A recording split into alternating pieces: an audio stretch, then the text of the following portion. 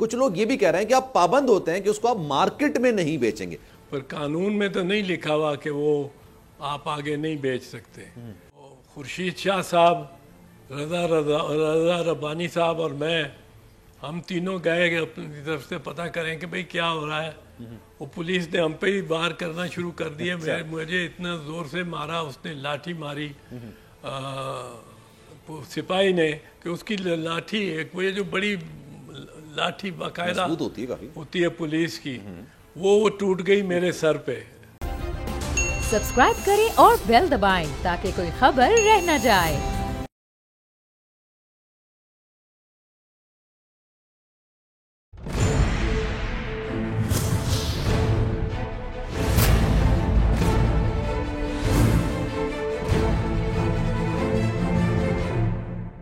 بسم اللہ الرحمن الرحیم، السلام علیکم۔ آپ دیکھ رہے ہیں پروگرام میری جنگ اور میں ہوں آپ کا میزبان سلمان مرزا۔ جناب والا، عید کا دن ہے، میری طرف سے، میری ٹیم کی طرف سے اور بول فیملی کی طرف سے آپ سب کو عید کی بہت بہت خوشیاں مبارک ہوں۔ جناب، عید کا دن خوشیوں کا دن ہوتا ہے، اختلافات بھلانے کا دن ہوتا ہے، گلے ملنے کا دن ہوتا ہے، رنجشیں بھلا کے آگے بڑھنے کا دن ہوتا ہے۔ لیکن بدقسمتی سے پاکستان میں جو رمضان کا یہ والا مہینہ رہا ہے، جب سے میں نے ہوش سنبھالا ہے ایسا رمضان کا مہینہ میں نے نہیں دیکھا۔ اتنی سیاسی ہیپننگ، اتنی تیزی سے تبدیلی، حکومت تک تبدیل ہو گئی، نئے وزیر اعظم آ گئے اور اس کے بعد خان صاحب نے جناب اسلام آباد کی کال بھی دے دی ہے۔ لیکن یہ جو اختلافات کی میں نے آپ کو بات کی، یہ پاکستان میں جو روش ہے اب بڑھتی چلی جا رہی ہے۔ کیا عید کے موقع پر ہم تمام اختلافات بھلا کے ایک ساتھ پاکستان کی ترقی میں اپنا کردار ادا کر سکیں گے؟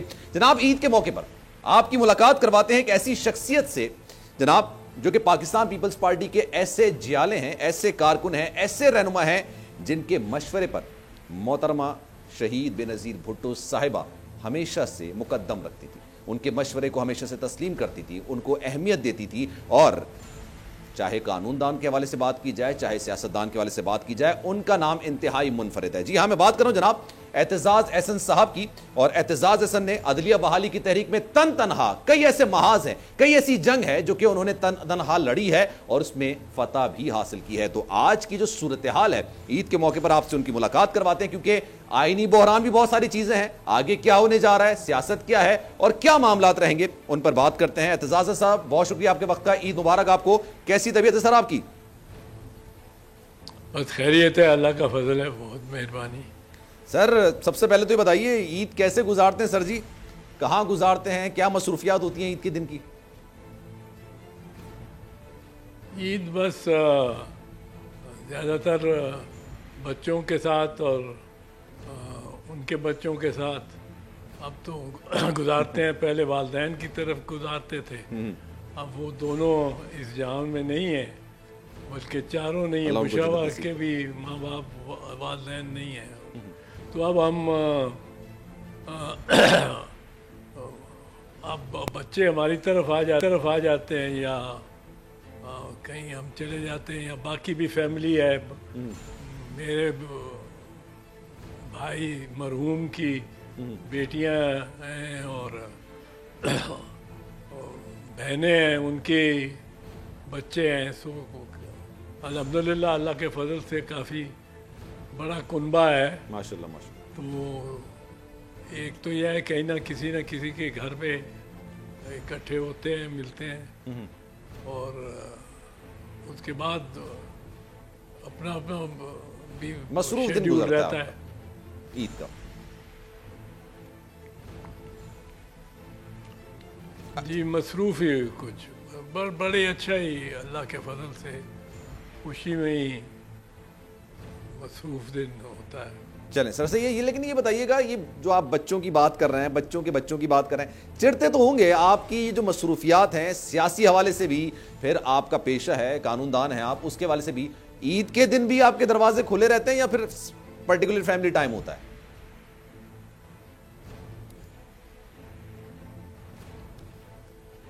نہیں، دروازے تو سیاستدان بھی ہو ایک آدمی اور وکیل بھی ہو، اس کے تو کھلے ہی رہتے ہیں ہر وقت ہی۔ وہ آج کل دروازے کھلے رکھنے سے زیادہ ہوتا ہے ٹیلی فون کھلا ہوتا ہے آپ کا کہ نہیں، بالکل سر، کیونکہ ضروری نہیں کہ کوئی آپ کے دروازے پہ آئے، دستک دے، وہ ٹیلی فون پہ رنگ اور کالز وہ کافی آتی ہیں، دوستوں کی بھی اور دیگر لوگوں کی بھی عید مبارک ایک دوسرے کو کہنے میں تھوڑی سی گپ شپ کنیکشن ہو جاتا ہے، گپ شپ ہو جاتی ہے. تو بس یہ مصروفیت بڑا الحمدللہ اچھا وقت گزرا ہے یہ عید والا.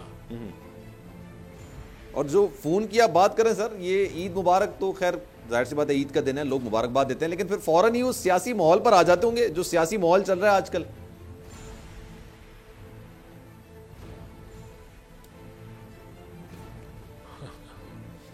عید میں مطلب ہے کہ عید کی مٹھاس میں آپ کچھ کڑواہٹ ڈالنا چاہتے ہیں.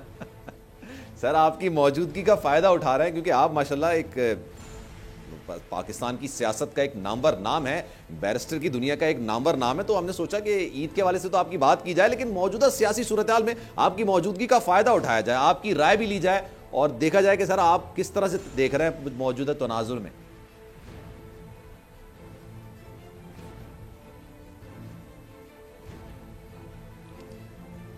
جی اگر آپ بات کوئی کرنا چاہتے ہیں. جی سر یہ جو اس وقت صورتحال چل رہی ہے، خان صاحب نے بھی کال دے دی ہے اسلام آباد کی، تو آپ کو کیا لگتا ہے سر کیا ہونے جا رہا ہے عید کے بعد؟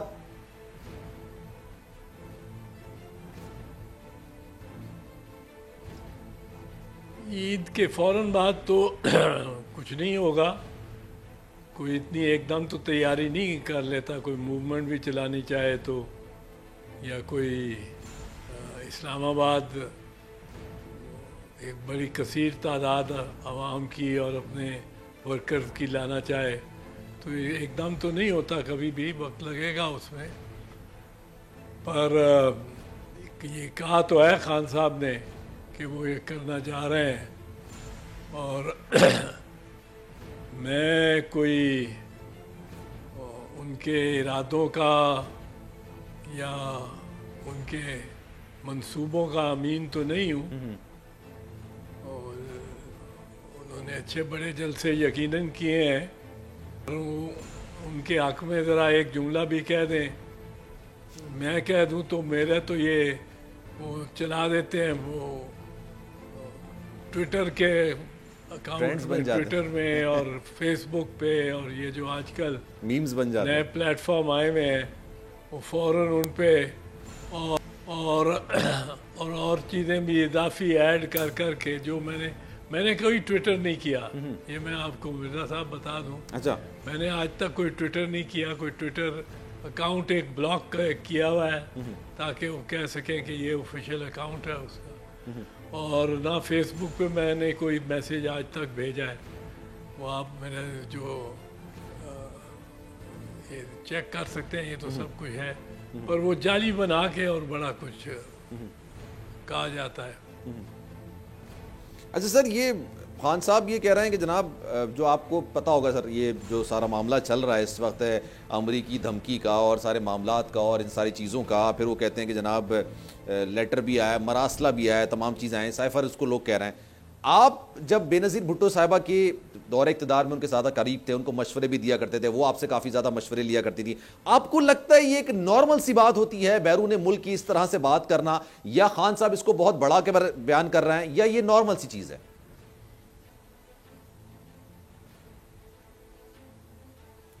نہیں، اتنی نارمل بھی نہیں ہے اس قدر کہ ہم اس کو سمجھیں کہ یہ بالکل ہی ہوا میں بات ہوئی ہے اور کوئی اس کا معنی اور مطلب نہیں.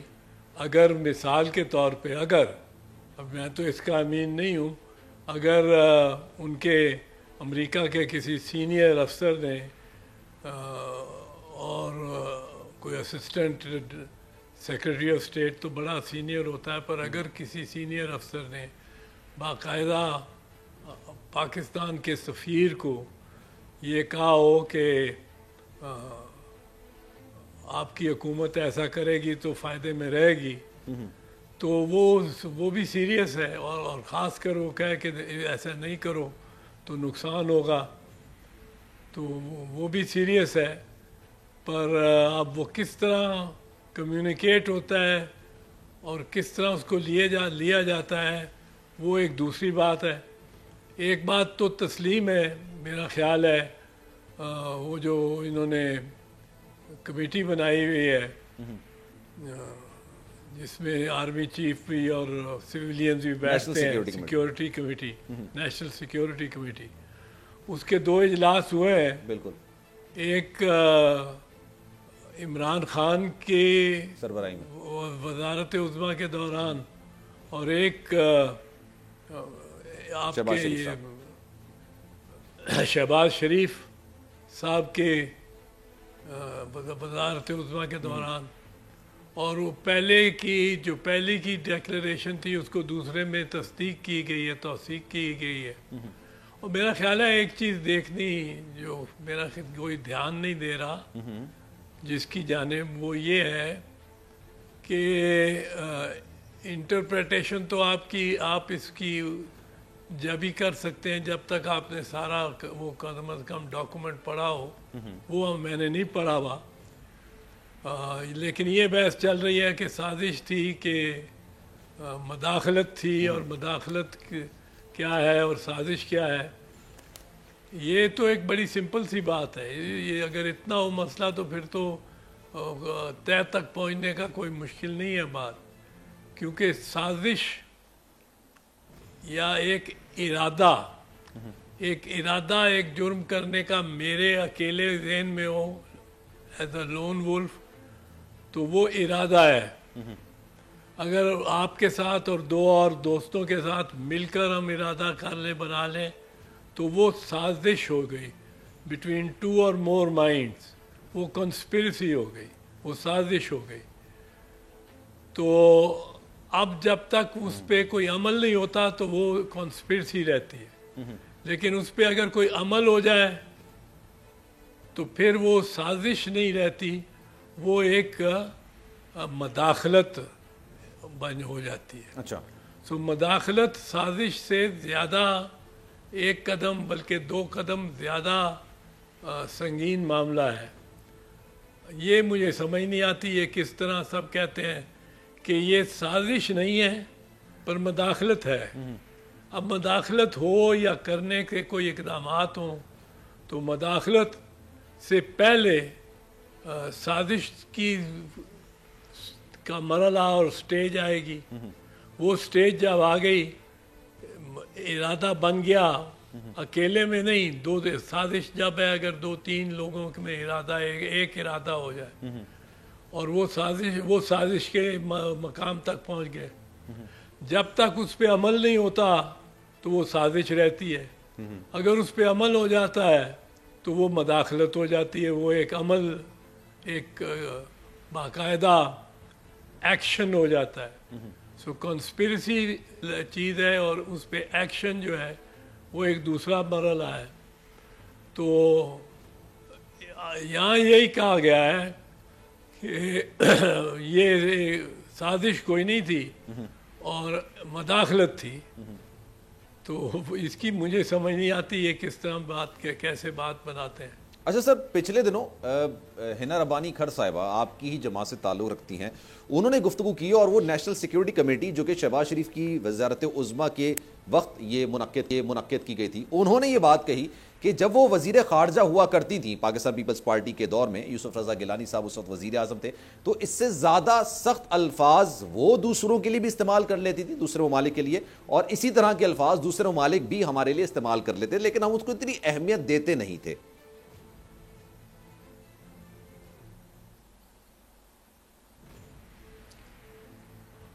ٹھیک کہتی ہوں گی کیونکہ وہ تو ان کو تو کچھ ہینڈز آن تجربہ ہوگا نا اس کا. مرزا صاحب ان کو تو کچھ ہوگا, فارن آفس میں رہی ہیں, فارن منسٹر رہی ہیں, تو ان کے لیے یہ انوکھی بات نہیں ہوگی غالباً. پر ساتھ ہی یہی بھی کہتے ہیں کہ ان کو ڈیمارچ دیا ہے. ڈیمارچ دینے کا مطلب ہے کہ ان کو ایک بڑا احتجاج کیا ہے, ڈیمارچ بڑا سخت احتجاج, اور اسلام آباد میں بھی کیا ہے اور واشنگٹن میں بھی کیا ہے. اور تو یہ شاید جو حنا جس کی بات کر رہی ہیں وہ اس سے زیادہ سنگین ہو. پر اینا کو تجربہ ہے, اینا رہی ہے فارن منسٹر, میں تو فارن منسٹر نہیں رہا ہوں. اس لحاظ سے ان کے تجربے کو معتبر سمجھنا چاہیے میرے خیال میں. اچھا سر, اگر پاکستان پیپلز پارٹی کی کوئی وزیر اعظم ہوتے, اگر محترمہ بے نظیر بھٹو صاحبہ وزیر اعظم ہوتی ہیں اور ان کے دور میں اگر اس طرح کا معاملہ ہوتا کہ اس طرح کا کوئی مراسلہ آتا اور وہ مراسلے کے حوالے سے بات کرنا چاہ رہی تھی, آپ ان کو کیا مشورہ دیتے؟ کیونکہ آپ ان کے مشیر بڑے اچھے رہے ہیں, ان کو مشورے دیتے رہے, آپ کو کیا لگتا ہے کہ اس معاملے کو کس بنیادی فورم پر اٹھانا چاہیے؟ عوام تک لے کر آنا چاہیے؟ کیونکہ اگر عوام میں لے کر آتے ہیں تو پھر ظاہر سی بات ہے ایکٹس کی خلاف ورزی ہوتی ہے, سیکریٹ ایکٹس کی خلاف ورزی ہوتی ہے.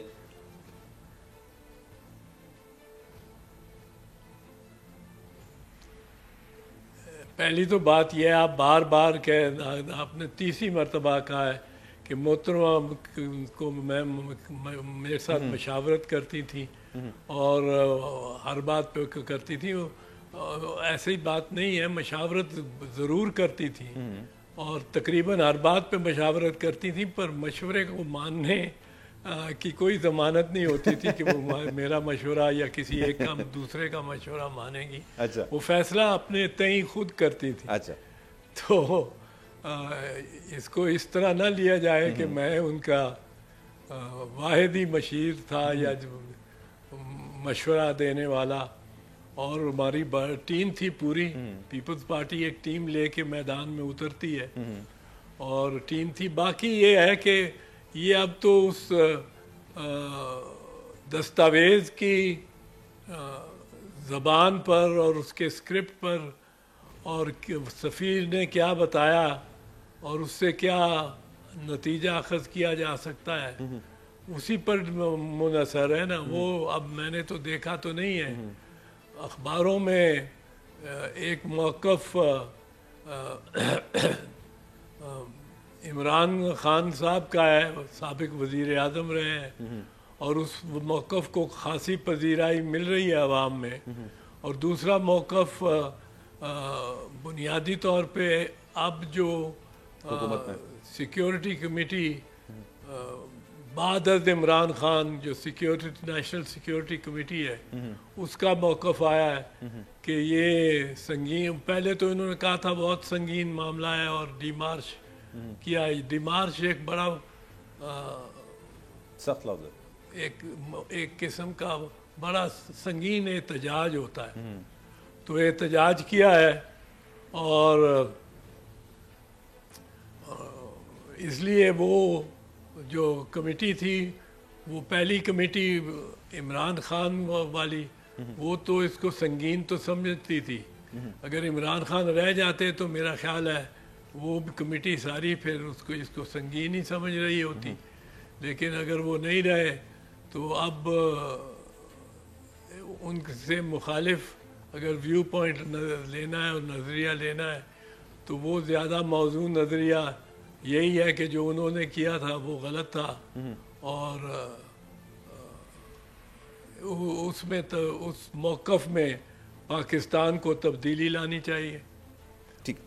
اچھا سر, پاکستان کے قانون دانوں میں آپ کا نام سب سے بہتر سمجھا جاتا ہے اس وقت, لیکن یہ بتائیے گا سر, جوڈیشل کمیشن کے حوالے سے جو بات کی جا رہی ہے خان صاحب کی جانب سے, یہ کہا جا رہا ہے کہ آپ جوڈیشل کمیشن بنائیں اور اس کی اوپن ہیئرنگ کریں, نظیر ملتی ہے سر آپ کو ماضی میں ایسی؟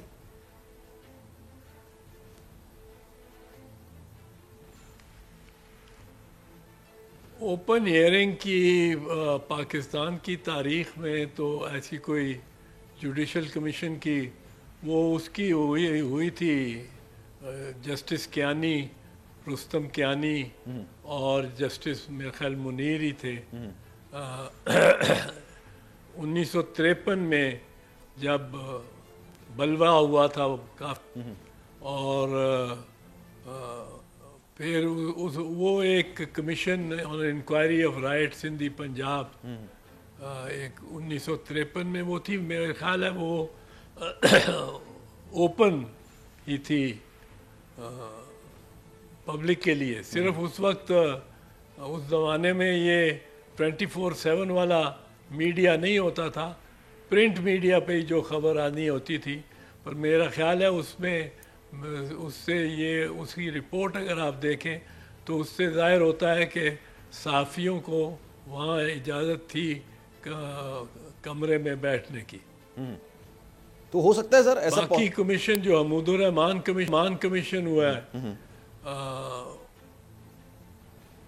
نہیں ہے اوپن کمیشن ہو تو سکتا ہے. یہ تو کمیشن نے یا کمیشن بنانے والے نے انہوں نے فیصلہ کرنا ہوتا ہے.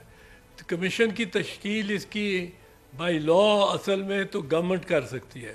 1956 کا ایکٹ ہے کمیشنز اینڈ انکوائریز ایکٹ. تو پہلا تو معاملہ یہ ہے کہ کمیشن ایسی بنانے کا اختیار گورنمنٹ کو ہے. صحیح ہے. لیکن پاکستان میں سپریم کورٹ نے بھی از خود کمیشن بنانے کا اختیار استعمال کیا ہے. مثلاً وہ میمو گیٹ کیس جو تھا جس میں ایک لیٹر امریکہ کے chairman joint chief of staff کو بظاہر لکھا گیا تھا گو اس پہ دستخط بھی نہیں تھے اس لیٹر پہ اور نہ ہمارے سفیر کے نہ کسی کے. پر ایک اعجاز منصور صاحب ہیں کوئی پاکستانی جنہوں نے یہ شکایت کی تھی کہ ان سے کہا گیا کہ کوئی پاکستان کی انٹرنل پالیٹکس میں وہ مداخلت کریں اور اس کی ذمہ داری وہ ڈالنا چاہتے تھے پاکستان پیپلز پارٹی کی حکومت پہ اور بالخصوص صدر مملکت آصف علی زرداری پہ. اور وہ اس پہ کمیشن بنایا تھا سپریم کورٹ نے. ابھی تک اس کا فیصلہ تو کوئی نہیں آیا پر بہت شور ڈالا تھا. بہت شور سنتے تھے پہلو میں دل کا جو چیرا تو ایک قطرہ خون نکلا والی بات ہی ہوئی تھی. اس میں تو سر بلیک بیری کا بھی ذکر تھا. بلیک بیری کے میسیجز ڈیکوڈ کرنے تھے. بہت سارے معاملات تھے. کچھ بھی ابھی ہوا نہیں ہوا سر؟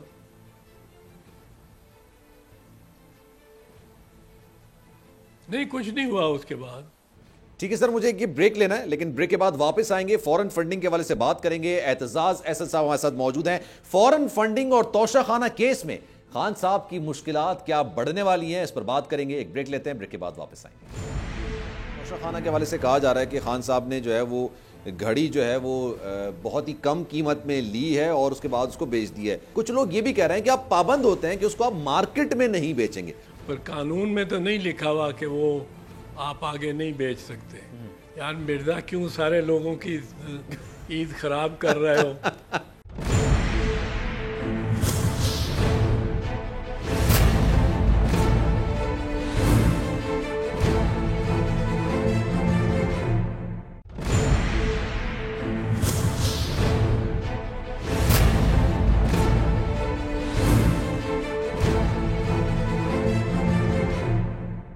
جناب پروگرام میں ایک بار پھر سے آپ سب کو خوش آمدید. اور جن لوگوں نے ہمیں ابھی جوائن کیا ان سب کو ایک بار پھر سے عید کی بہت بہت خوشیاں مبارک ہو. اعتزاز احسن صاحب ہمارے ساتھ موجود ہیں. جناب فورن فنڈنگ کا معاملہ, توشہ خانہ کا معاملہ, یہ اس وقت جو ہے وہ آپ سمجھ لیں کہ ہیڈ لائنز بنا ہوا ہے کیونکہ خود عمران خان صاحب کراچی کے جلسے میں بات کر چکے ہیں, شاہ محمود قریشی صاحب بات کر چکے ہیں, دیگر رہنما کہہ چکے ہیں کہ ہمارے خلاف فیصلہ آ سکتا ہے. تو اعتزاز احسن صاحب سے پوچھتے ہیں. اعتزاز صاحب یہ بتائیے گا توشہ خانہ کا جو کیس ہے یا فورن فنڈنگ کا جو معاملہ ہے, فورن فنڈنگ کے معاملے میں آپ کو کیا لگتا ہے خان صاحب کے خلاف فیصلہ آ سکتا ہے؟ اس میں بھی مرزا صاحب دیکھو میں نے کوئی ان کے اکاؤنٹس یا ان کے ڈاکومنٹس یا ان کے رجسٹرز یا ان کی جو رسیدیں ہیں ان میں سے میں نے تو کچھ نہیں دیکھا. نہ میرے سے کسی نے مشورہ کیا ہے نہ ہی مطلب ہے وہ شاید کرنے کو تیار ہوں. پر خیر یہ اس کو دیکھے بغیر میں یہ عرض کر سکتا ہوں کہ کئی دفعہ لگتا ہے ٹیلی ویژن پہ بھی کوئی بات کر رہے ہیں, کوئی ایکسپرٹ بھی بات کر رہے ہیں تو یوں لگتا ہے کہ جیسے اگر 1000 پاؤنڈ بھی نکل آئے ان کے اکاؤنٹ میں, 2000 پاؤنڈ نکل آئے, 3000 پاؤنڈ کسی بھی جماعت, سیاسی جماعت, اور یہ پیپلز پارٹی ہو, یہ مسلم لیگ نواز ہو, کوئی اور جماعت ہو, اگر اس کے بڑے کھاتے میں سے ایک اماؤنٹ تھوڑے سے مطلب چھوٹی اماؤنٹ وہ نکل آئے جو کہ فورن فنڈنگ کی ڈیفینیشن, فنڈڈ کی ڈیفینیشن میں آتی ہو کہ کسی غیر ملکی نے شخص نے شخصیت نے یا ادارے نے دی ہیں تو اس پہ تو صرف نہیں پارٹی کے خلاف ایکشن لیا جا سکتا، اس پہ تو یہ ہے، یہ ایکشن ہو سکتا ہے جو پولیٹیکل پارٹیز ایکٹ کہتا ہے کہ اس پارٹی سے وہ رقم جو ہے وہ ضبط کر لی جائے، باقی وہ پارٹی اسی طرح چلتی رہے گی جیسے وہ پہلے تھی، جب تک کوئی بھاری اماؤنٹ یعنی پروپورشنیٹلی بھاری مطلب ہے اس کے ٹوٹل جو اثاثے ہیں بینک اکاؤنٹس ہیں مثال کے طور پہ، ان میں سے نمایاں طور پہ زیادہ تر جو رقوم ہے وہ اللیگل ہے، وہ فارن فنڈنگ کی اللیگل فارن فنڈنگ کی زمرے میں آتی ہیں، اور پھر ان کا مقصد کوئی خاص ایسا منصوبہ ہے جس کے تحت وہ کرنا چاہتے ہیں، کوئی ایسا منصوبہ جو ملک وطن عزیز کے مفادات کے خلاف ہے، تو پھر وہ فارن فنڈنگ ایسی فارن فنڈنگ ہوگی اور تصور کی جائے گی جس فارن فنڈنگ پر تعزیر ہو سکتی ہے اور پارٹی کے خلاف اور اس کے اداروں کے خلاف ایکشن ہو سکتا ہے۔ اچھا سر، اس میں جو لوگ بات کر رہے ہیں قانون دان کہہ رہے ہیں اس میں ایکسٹریم اگر پاکستان تحریک انصاف کے خلاف فیصلہ آ سکتا ہے تو یہ ہو سکتا ہے کہ پاکستان تحریک انصاف کے نام پر یا تو پابندی ہو جائے اور ان کے انتخابی نشان پر پابندی ہو سکتی ہے، اور اس کے بعد وہ کہہ رہے ہیں اس کا سب سے آسان حل یہ ہوتا ہے کہ نام چینج کریں اور انتخابی نشان چینج کریں اور واپس آ جائیں، لیکن کچھ لوگ اس کو تعبیر کر رہے ہیں 2017 کے سابق وزیر اعظم نواز شریف کے فیصلے کے حوالے سے کہ ان کو نااہل قرار دیا جا سکتا ہے، ایسا ہے سر؟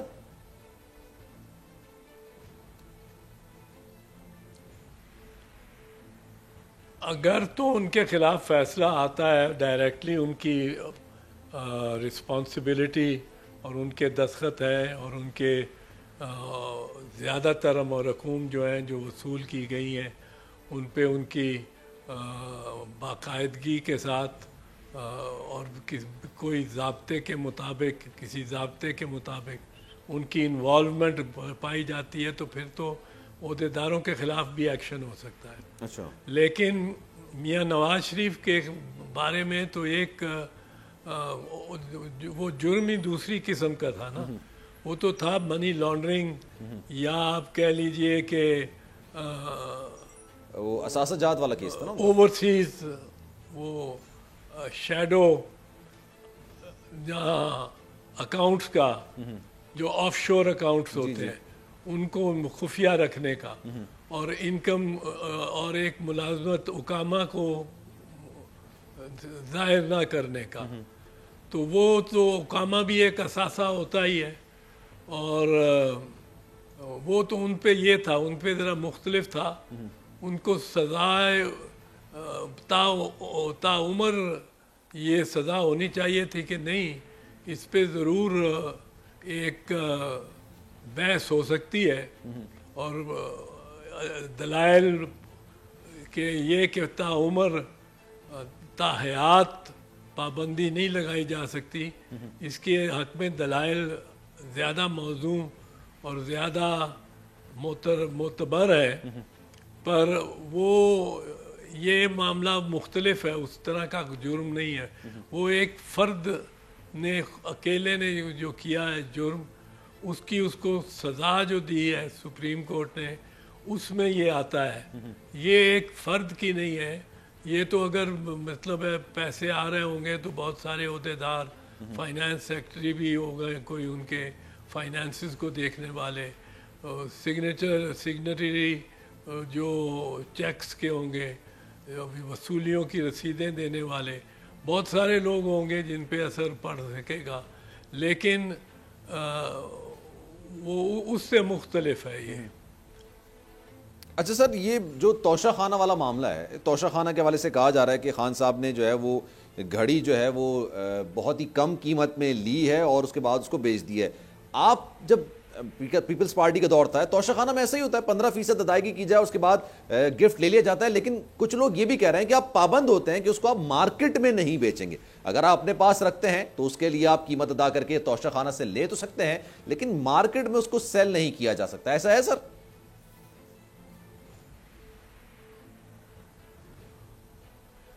ایسا قانون میں تو نہیں لکھا ہوا، یہ قانون میں تو نہیں لکھا ہوا، میں نے نہیں کہیں بھی دیکھا، اور میں نے مطلب اس کو کچھ دیکھا، ایگزامن کر چکا ہوں، پر قانون میں تو نہیں لکھا ہوا کہ وہ آپ آگے نہیں بیچ سکتے. پر قانون میں یہ ہے کہ آپ کو قانون یہ اجازت دیتا ہے، یا گورنمنٹ کو، حکومت کو یہ ایک اختیار دیتا ہے کہ وہ توشہ خانہ سے جو کوئی تحائف ملے ہیں یا کچھ، وہ سستے داموں خرید لیں. اس قانون کی اخلاقیات کیا ہے، یہ بھی ایک اور بات ہے. یہ ایسا پریویلیج ہونا بھی چاہیے کہ نہیں ہونا چاہیے. اور اس پہ دوسرے یہ میرا خیال ہے اور جماعتوں پہ بھی یہ لگ سکتا ہے تحائف، کیونکہ یہ تو رسم ایک رہی ہے. کسی نے میرا خیال ہے 75 سال پوچھا ہی نہیں ہے اس بارے میں کسی سے، کسی کو یہ تکلیف ہی نہیں دی گئی کہ وہ جواز دے کہ کون سا تحفہ لیا اور کیوں لیا.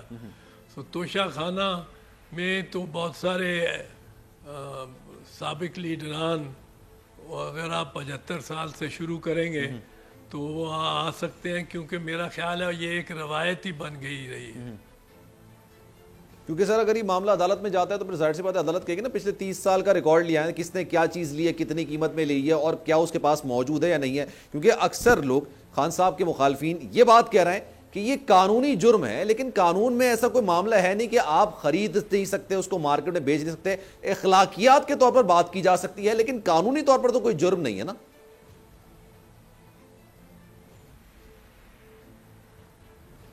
یار مرزا کیوں سارے لوگوں کی عید خراب کر رہے ہو؟ ایک ایسی ہی بحث ہے جو کہ عید والے دن تو نہیں ہونی چاہیے.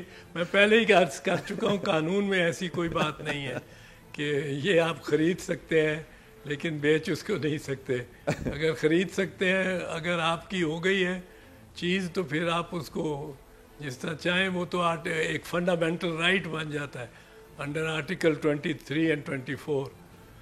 جناب ایک بریک لیتے ہیں، اور بریک کے بعد جب واپس آئیں گے تو اعتزاز صاحب سے پوچھیں گے کہ نواز شریف صاحب اگر وطن واپس آتے ہیں تو کیا اپنے گھر جائیں گے یا پھر اس جگہ جائیں گے جہاں سے نکل کے وہ انگلینڈ کے لیے روانہ ہوئے تھے. تو ایک بریک لیتے ہیں، بریک کے بعد واپس آئیں گے. خورشید شاہ صاحب، رضا ربانی صاحب اور میں، ہم تینوں گئے کہ اپنی طرف سے پتہ کریں کہ بھئی کیا ہو رہا ہے. وہ پولیس نے ہم پہ ہی وار کرنا شروع کر دیا. مجھے اتنا زور سے مارا، اس نے لاٹھی ماری سپاہی نے کہ اس کی لاٹھی، ایک وہ جو بڑی لاٹھی باقاعدہ ہوتی ہے پولیس کی، وہ ٹوٹ گئی میرے سر پہ.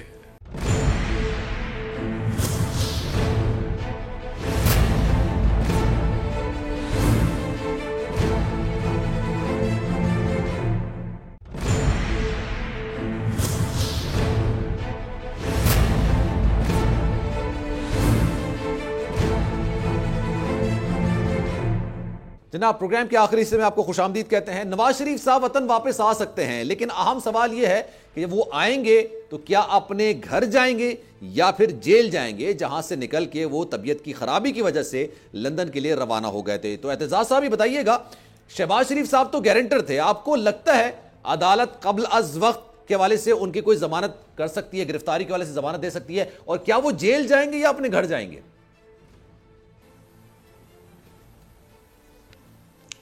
کوئی منصوبہ تو بنا رہے ہیں، سنا ہے، کب کا ہے اس کا مجھے کوئی علم نہیں ہے.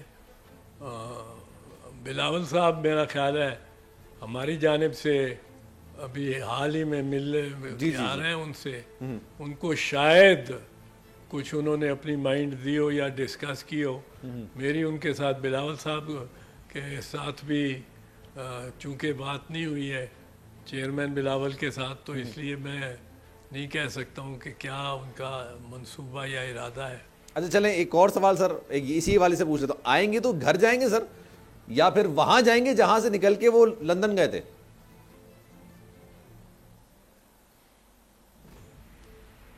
نہیں جائیں گے تو میرا خیال ہے ان کی ریسیپشن سرکار ہی کرے گی ایئرپورٹ پہ، اور وہ بھی جانے کو میرا خیال ہے تیار ہوں گے. اچھا. کیونکہ اب تو ان کو زیادہ دیر ادھر رہنے کی ضرورت نہیں ہوگی جب گورنمنٹ اپنی بن گئی ہے، یا گورنمنٹ یہ بھی سوچ رہی ہے کہ سب جیل ڈکلیئر کر دے ان کی رہائش گاہ کو بھی. تو خبر نہیں کہ کدھر جاتے ہیں یا کہاں سے آتے ہیں، یہ ان کی اپنی حکومت کا ہی فیصلہ ہوگا کدھر لے کے جاتی ہے ان کو. سر نااہلی کی بات حراست میں ضرور جائیں گے، ماں سوائے یہ کہ ان کو جی سر ماں سوائے یہ کہ ان کو قبل از گرفتاری ضمانت عدالت دے دے کہ وہ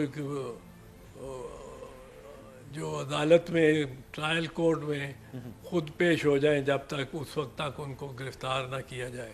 لیکن سر ایسا ممکن ہوتا ہوا نظر کیونکہ اس لیے نہیں آ رہا کیونکہ وہ ایک ٹائم فریم دے کے گئے تھے جس کے ضمانتی خود وزیر اعظم شہباز شریف جو کہ اس وقت ہیں وہ بنے تھے. تو آپ کو نہیں لگتا کہ جو ضمانت انہوں نے عدالت میں جمع کرائی ہے پھر ان کی رپورٹس بھی جمع نہیں ہوتی رہی، تو آپ کو لگتا ہے اتنی لینینسی کا مظاہرہ کیا جائے گا نواز شریف کے لیے؟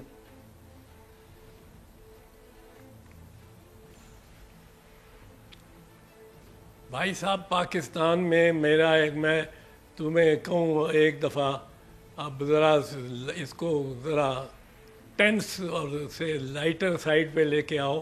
آپ نے پچھلے 20 دن میں دیکھ لیا ہے، ایک بات میں بار بار کہتا ہوں کہ پاکستان میں ماضی کے علاوہ کوئی پیشین گوئی نہیں کی جا سکتی. You can predict nothing but the past. In Pakistan آپ پریڈکٹ کر سکتے تھے 15-20 دن پہلے، 3 ہفتے پہلے کہ شہباز صاحب ہوں گے وزیر اعظم اور یہاں یہ اپنے جو عمران خان ہیں یہ بالکل ہی باہر بیٹھے ہوں گے، اور یہ وہ خان صاحب. تو پاکستان میں you can predict nothing but the past. لیکن سر پریڈکشنز کافی حد تک ایک شخص کی درست ثابت ہوتی ہیں اور وہ پریڈکشنز کرتے بھی ہیں. آپ کے قائد ہیں سر وہ آصف علی زرداری صاحب.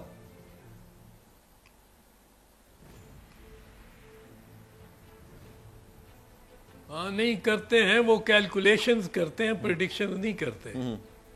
کیلکولیشن تو ایک حسابی کتابی کام ہے نا کہ جی یہ بھی ہو رہا ہے، یہ بھی کرنا ہے، یہ یوں کرنا ہے. اس میں وہ بے شک کافی ذہین رہتے ہیں کیلکولیشنز میں.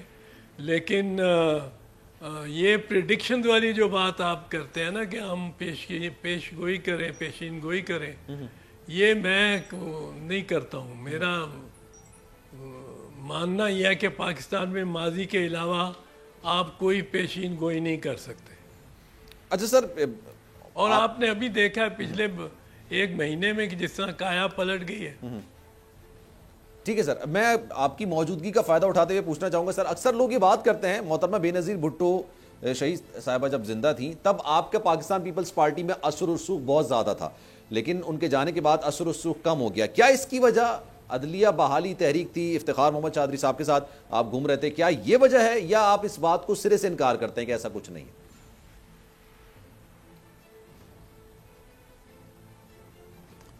نہیں، میرا جتنا انفلوئنس ہونا چاہیے اتنا ہے. میں اب مطلب ہے کہ سینئر سیاست دانوں میں سے ہوں جو اتنی ایکٹیویٹی نہیں کرتے جتنی مثال کے طور پہ younger people like Qamar Zaman کیرا یا چودھری منظور یہ کر سکتے ہیں. میں ان سے 20 سال بڑا ہوں عمر میں، تو وہ کرتے ہیں اور وہ انفلوئنس بھی کرتے ہیں پھر پالیسیز کو پارٹی کی، اور ان کا انفلوئنس ہونا چاہیے اور اچھا انفلوئنس ہوتا ہے. اچھا سر، ایک چیز یہ بھی ہے، مجھے اس سے اس کی کوئی بیزاری نہیں ہے. آپ اچھا سر، اعتزاز احسن صاحب کو دنیا جانتی ہے، اعتزاز احسن جس طرح سے بنے ہیں.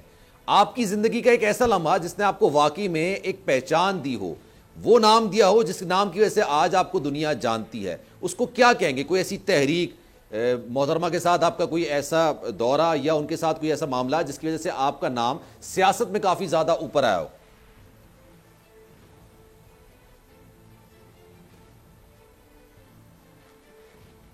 سیاست میں تو بہت سارے واقعات کوئی یادگار لمحہ, چھوٹے چھوٹے کوئی یادگار واقعات مل کر بہت بڑا ایک سنو بال بنتے ہیں.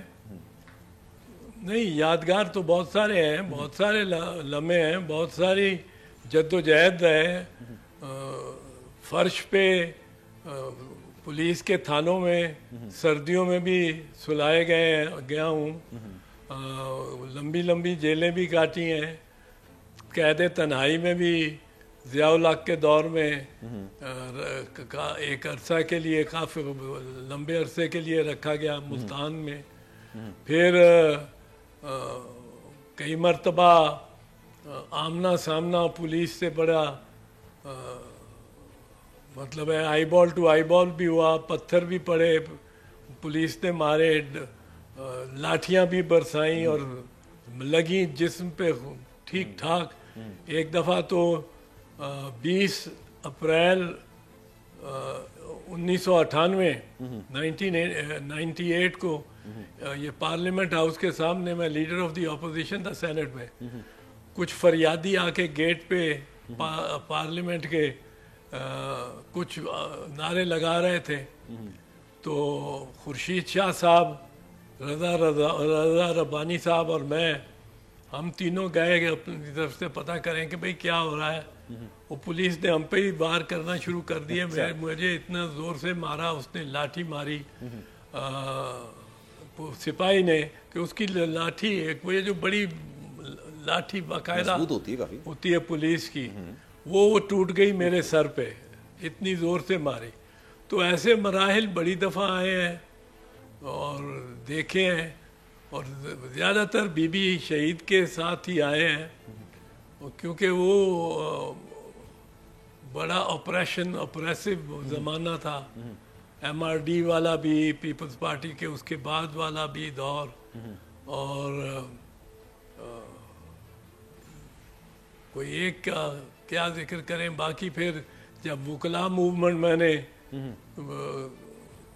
جب چلی تو اس میں میں چونکہ سر فہرست تو ناموں میں تھا, تو اس کی بھی بڑی ایکسائٹمنٹ کئی جگہ ہیں. لوگ کہتے ہیں آپ ہی چلا رہے تھے سر. بالکل ایسا لگتا تھا کہ نہیں, اور بھی دوست تھے سب, بہت سارے ہی وکلا. پاکستان کے کا کوئی وکیل میرا خیال ہے رہ نہیں گیا تھا جس نے اس میں حصہ نہیں ڈالا. سر کبھی پچھتاوا ہوا آپ کو؟ کبھی پچھتاوا کہ یار اچھا خاصا میں بیرسٹر ہوں, ایک اچھا خاصا وکیل ہوں, ظاہر سی بات ہے میں اپنے پیشے کی طرف جاؤں, کبھی پچھتاوا ہو سیاست میں کیوں آیا؟ ایسا ہوا کبھی آپ کے ساتھ؟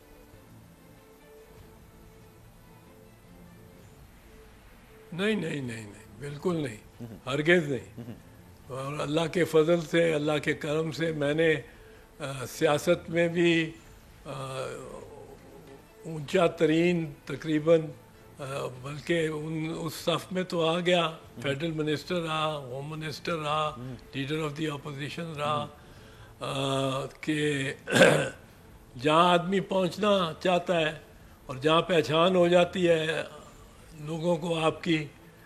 اور وکالت میں بھی اللہ کے فضل و کرم سے وہاں تک پہنچا ہوں کہ جہاں اگر چیف جسٹس نے وکیل کرنا ہو تو وہ مجھے, چیف جسٹس آف پاکستان, وہ مجھے منتخب کریں, یا جہاں میرے مخالف سیاستدان یعنی میاں نواز شریف نے وکیل ان کو چاہیے ہو اپنے آپ کو کی دفاع کے لیے, تو ان کو بھی موضوع سب سے میری عقیر ذاتی نظر آئے. پھر بی بی کی وکالت کرنے کا بھی شرف حاصل رہا ہو. بہت سارے درد مندوں کے اور خاص کر مارشل لاء کے قیدیوں کے جس نے رضاکارانہ طور پہ کیسز کیے ہوں. تو میں الحمدللہ دونوں شعبوں میں, سیاست بھی اور وکالت بھی, جو انفرادی طور پہ ہی کرنا بڑا مشکل کام ہوتا ہے، پر الحمدللہ دونوں شعبوں میں میں نے آپ سمجھ ایک منفرد مقام آپ کا، کیا بالکل، کہوں، میں مقام منفرد مقام بنایا ہے اپنا. اس کے ساتھ بس اب میرا خیال ہے آپ کے ناظرین کو عید کی منانے دینی چاہیے اور سب کو عید مبارک. اعتزاز صاحب بہت شکریہ آپ کا. ہماری دعا ہے کہ اللہ آپ کو زندگی دے، صحت دے، اور آپ کی جو طبیعت ناساز ہے اس میں آپ کو شفا عطا کرے. اس وقت جو ملک کی موجودہ صورتحال ہے، کیا معاملات ہو سکتے ہیں سیاسی طور پر بھی اور کیا معاملات ہو سکتے ہیں آئینی اور قانونی طور پر بھی، ہم نے سوچا اعتزاز صاحب کیونکہ یہ دونوں میں مہارت رکھتے ہیں، پاکستانی سیاست کے حوالے سے بھی اور قانون کے حوالے سے ہی، تو ان سے مختلف سوالات کیے گئے. جناب انشاءاللہ زندگی رہی، صحت رہی تو آپ سے پھر ملاقات ہوگی. خیال رکھیے گا اپنا. عید کی خوشیوں میں اپنے اور اپنے گھر والوں کو ضرور یاد رکھیے. اللہ حافظ.